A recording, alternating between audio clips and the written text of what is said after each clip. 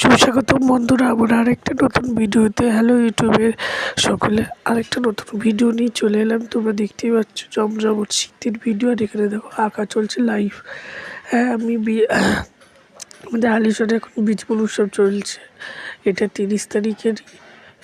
30 তারিখের ভিডিও।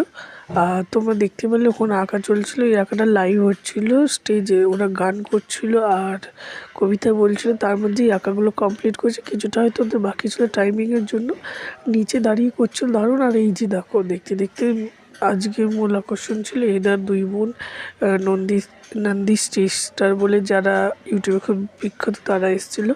আর সে কারণে দেখো প্রচুর ভিড় হচ্ছে রাত্রি।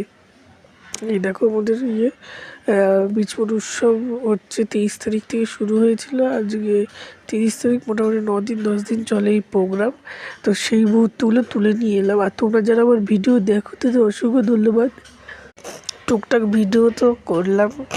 আর আমার পাশের মামাবাড়ি দেখো এখন ভিড় বাড়ছে, মাঝখানে এই জায়গাটাও ভিড় ছিল, তো এখন কমে গেছে যেহেতু ওদের কিছু সাউন্ড সিস্টেমের প্রবলেম হওয়াতে এই জায়গাটা একটু ভিড় বা সব যাচ্ছে। এখন বেশ রাত হয়ে গেছে, এখন কিন্তু রাত 10:30 বাজে, একদম 10:30 বাজে এই ভিডিও করছে। এখানে কিন্তু বেশ লোকজন আছে।